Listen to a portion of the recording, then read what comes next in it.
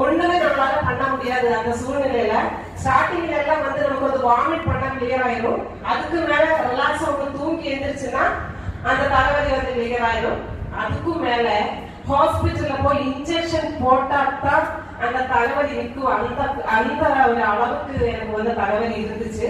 அந்த டைம்ல நிறைய ட்ரீட்மெண்ட் நான் பண்ணோம். ஆயுர்வேதமா இருக்கட்டும், அலோபதியா இருக்கட்டும், ஹோமியோ ஆகட்டும், நிறைய ட்ரீட்மெண்ட் நான் பண்ணோம். அதுல எல்லாமே எனக்கு வந்து ரிசல்ட்டே கிடைக்கல.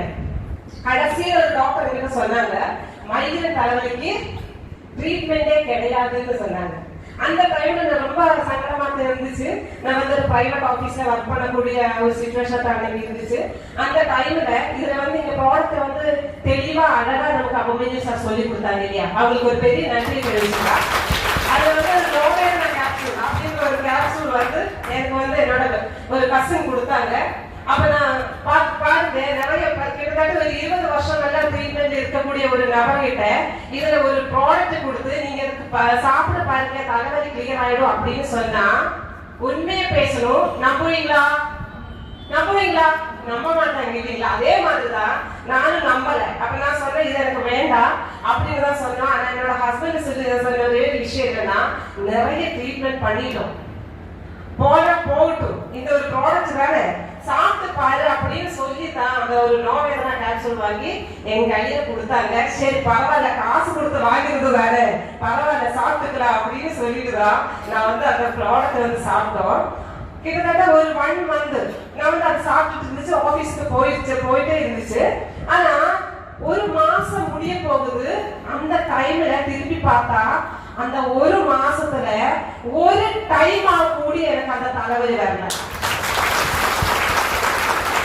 அப்பதான் நான் நினைச்சோம், எனக்கு தலைவலி இந்த மாசம் வரலையே, என்னோட அதிர்ஷ்டம் அப்படின்னு பார்த்தபோதுதான் நான் வந்து நோவேதனா கேப்சூல் சாப்பிடக்கூடிய ஒரு நிலைமையை நான் வந்தோம். அப்பதான் எனக்கு தெரிஞ்சது எனக்கு மறுபடியும் இந்த கேப்சூல் வேணும் அப்படின்னு சொல்லிட்டு நான் வந்து எனக்கு இந்த கேப்சூல் கொடுத்த நபர்கிட்ட இன்னைக்கு கம்பெனில ஆர்டிசரா சக்தமா ஒர்க் பண்ணக்கூடிய இந்த ஒரு வாய்ப்பு எனக்கு கொடுத்த என்னோட அப்ளைன் அசோக் சாருக்கு நான் இந்த நேரத்தில் விளவாச நன்றி தெரிவிச்சுக்கிறேன். அவங்க கிட்ட மறுபடியும் எனக்கு கேட்டோம், ஒரு நோவேதனா கேப்சூல் எனக்கு வேணும்னு, எனக்கு பரவாயில்ல அப்படின்னு தான் சொல்லி கேட்டோம். அப்பதான் அவங்க சொல்லிடுச்சு, எனக்கு இந்த தலைவலி கிளியர் ஆயிடுச்சுன்னா உங்களுக்கு பெரிய ஒரு கிஃப்டே கொடுக்கணும்னு சொன்ன டைம்ல அவங்க எங்கிட்ட சொன்னாங்க, எனக்கு கிஃப்ட் எல்லாம் ஒண்ணு கொடுக்க வேண்டாம், இதுல வந்து நிறைய பொருள் இருக்கு, படிச்சு பாரு, ஒரு ஐடி போட்டு ப்ராடக்ட் பர்ச்சேஸ் பண்ணுன்னு சொன்னோம். ஹலோ, அப்படிதான் நான் இந்த பிசினஸ்க்குள்ள வர்றோம். அந்த ஐடி போட்டு படிச்சு பார்த்ததுல இந்த ப்ரௌசர் படிக்கும் போது நமக்கு தெரிஞ்சிருச்சு இல்லையா, இங்க நிறைய ப்ராடக்ட் பத்தி சொன்னாங்க. அப்ப நான் படிச்ச போது அதுல நிறைய ப்ராடக்ட் வந்து எனக்கு தேவை. அது புரிஞ்சதுனால அன்னைக்கு வந்து கிட்டத்தட்ட ஒரு 35,000 ரூபாய் பர்ச்சேஸ் பண்ணிதான் இந்த பிசினஸ் குள்ள நான் வந்தோம். அப்ப வந்து பிரைவேட் ஆபீஸ்ல ஒர்க் பண்ணிட்டு இருந்தோம். ஆனா நமக்கு எல்லாருக்குமே கனவுகள் இருக்கா? ஹலோ, கோயம்புத்தூர் கனவுகள் இருக்கா? ஆமா, எனக்கு எல்லாருக்குமே கனவுகள் இருக்கு. ஆனா நம்மளோட கனவு அடையணும்னா நாம என்ன பண்ணணும்? கிடைக்கிற வேலை நம்ம யாருமே சும்மா இருக்கக்கூடிய நபர் இல்ல, வேலைக்கு போயிட்டு இருக்கோம். இப்ப கிடைக்கிற இன்கத்தை வச்சு நம்மளோட கனவு அடைய முடியும்னு சொல்ல முடியுமா? கண்டிப்பா முடியாது. ஆனாலும் நம்ம அட்ஜஸ்ட் பண்ணிட்டே வாழ்ந்துட்டு இருக்கோம். கரெக்டா இல்லீங்களா? எத்தனை காலம் நாம அட்ஜஸ்ட் பண்ணணும் நினைச்சு பாத்தீங்கன்னா இந்த லைஃப் பூரா நாம அட்ஜஸ்ட் பண்ணி தான் வாழணும். கரெக்டா இல்லீங்களா? அந்த டைம்ல தான் இந்த ஒரு ஆப்பர்ச்சுனிட்டியில இன்கம் ஆகக்கூடிய நிறைய பேரை நான் பார்த்தோம்.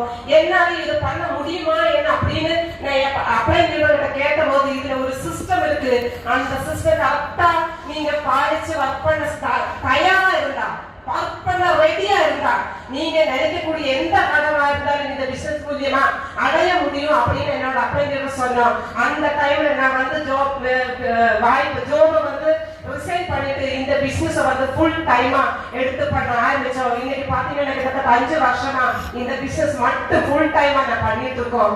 ரொம்ப ஹாப்பியா தான் இந்த பிசினஸ் பண்ணிட்டு இருக்கேன். ஏன்னா நான் வந்து ஃபேமிலியா தான் இந்த பிசினஸ் பண்ணிட்டு இருக்கோம். அதோட விளைவு என்னன்னா, இன்னைக்கு வந்து ஒரு கார் இந்த பிசினஸ் மூலியமா எனக்கு பர்ச்சேஸ் பண்ண முடிஞ்சிருச்சு. இன்னைக்கு என்னோட ஃபேமிலியை ஒரு லேடியா இருக்கக்கூடிய என்னோட ஃபேமிலியை சூப்பரா ப்ரொடெக்ட் பண்ணி இன்னைக்கு ஹாப்பியா இந்த பிசினஸ் பண்ணிட்டு இருக்கோம். கனவுகள் எதா இருந்தாலும் சரி, அதை அடையணும்னா இந்த பிசினஸ் எல்லாருக்குமே கை கொடுக்கும். ஆத்மார்த்தமா ஒர்க் பண்ணுங்க. இந்த பிசினஸ் எடுத்து பண்ணக்கூடிய எல்லா நபருக்கும் எல்லா கனவுகளும் அடைவுக்கு அந்த கனவோட எல்லா அனுபவம் கொடுக்கட்டும்னு சொல்லிட்டு இந்த வாய்ப்பு கொடுத்த எல்லாருக்கும் பெரிய ஒரு நன்றி தெரிவிச்சுக்கிறேன். Wish you all the best. Thank you.